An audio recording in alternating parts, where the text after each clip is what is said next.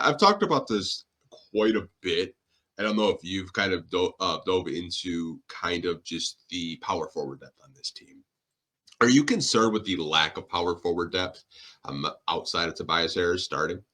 Yeah, it going into the offseason, it was my biggest point of improvement. I thought they absolutely needed to get whether it was a backup four or even their starting four of the future. I think whenever the Pistons make their big move or whenever they make their their trade, I think it should be for that four position. That's really where they're lacking. They need to get their four of the future eventually.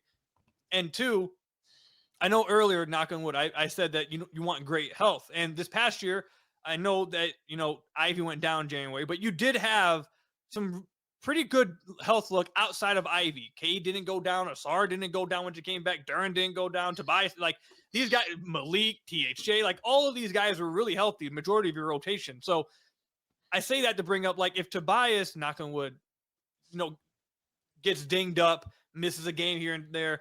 I just don't know where they really go for that. I know Asar filled in some games this past year when Tobias happened to miss a game or two. I just don't view Asar as a full-time four, and obviously you don't need him to be a full-time four for him to fill in, whatever. I get that. But I think what they're doing, and actually the other thing that should be considered is that Tobias is getting older, and him taking a step back, maybe not a large step back, but him just, slowly declining isn't out of the question for guys who get 33 plus years old. Not saying it's going to happen, but I feel like that's kind of something you have to consider in the offseason. So I do agree. I think the four positions, their biggest weakness right now. However, I've mentioned this, that I think the reason why Trajan went to the offseason and didn't really do anything at the four position was because I think they want to get Ron a lot more minutes, and they want Asar to be able to play with Ron some minutes. And the best way to do that is have them just both split the 4 minutes. So you give Asar and Ron 3 minutes, and they get both 4 minutes. So now you can fit a way to get them both, Ron 25 plus minutes and Asar 30 minutes. You can play, I don't know, Asar 18 at the 3, and then Ron 14 at the 3, and then 10 for Duncan or whatever. And then at the backup four position, you split like 10-10 or something like that, basically, to where now you both guys are able to get the minutes that they need. So that's the reason I believe they didn't address the backup four, and I guess that makes sense. But eventually they are going to need to get their four of the future, and just some depth there in case like anything happens. Because right now they really are just at the bare minimum at that position. I was really worried about it, and I kind of like go back to last season when Tobias had that calf strain, and it's like we couldn't rebound the basketball when he wasn't out on the floor, and I was kind of concerned in that way. So I was going into the season like, oh, maybe they'll go for PJ Washington, but that didn't happen. Maybe they do a Trey Lyles reunion. That really hasn't happened yet, but just still a roster spot. You never know. But I did mention what you brought up of having Asar at the 4 and Ron at the 4, and I got the pitchforks. I did it on, I believe, the pin down with Blake and Wes over there. I got the pitchforks because they're like, no way, you can't have those guys out there that can't shoot. But I mean, I could see those guys being your 3 and 4 of the future. What do you think about that? I think that you want to talk about pitchforks? I'll get the pitchforks out. Bring them to the podcast. I think of Ron and Asar as their 2 and 3 of the future. I don't think either of them are 4s. So I think that like 3 years down the line, that will be the Pistons' wings of the future. There will be the 2 and 3.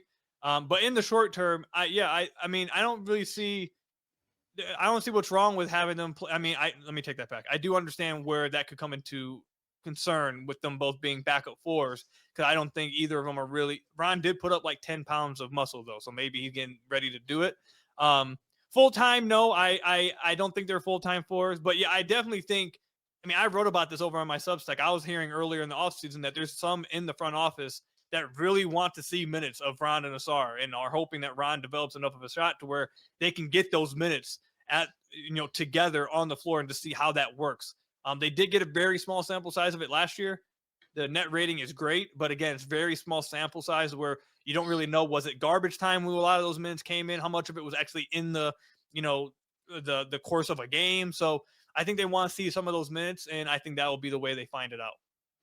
Yeah, that's interesting. Ron is a 2. I kind of think when you look at his archetype, he's more of like a 2-3 build. And as far as more of like a 3-4 build. So I could see that. You never really know what happens with contract extensions, but I won't say number 23's name because I don't want to start a rally because I know how they are. But I mean, yeah, it's interesting, man. I just kind of think they're a little bit, I wouldn't say like weak at that position, but I am concerned that, bigger teams could definitely take advantage of them this year. Yeah, I mean, they're going to have to. I mean, that's why I wanted them to go after Santi Aldama. I think he would have been really good for them. But look, I think they are comfortable. It seems like they're comfortable going to the season with this 4 room and just having Ron and Asar split the minutes. But 100%, the next move, whether it's a signing or trade, has to be for that 4 position. Like, they have to get that figured out.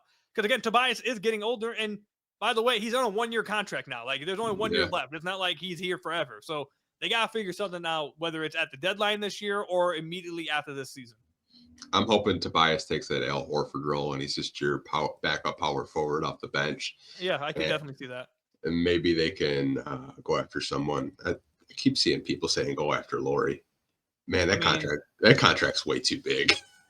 I don't think I feel like he's a stylistic fit, but you are committing a lot to him to do it. And then I think that in order for Utah to move off of him, you might have to give up, value that maybe you would rather not give up value for. I don't hate the fit. I actually think the fit's good. It's just the contract plus with how much you would have to actually give up for him is up in the air. Yeah, I mean, he's going crazy over at like 40 points in 20 minutes today. I'm like, bro, what the hell, man? Like, if Utah does trade him, they probably will get a hefty return because Danny Ainge is the GM. Right. So I know we talked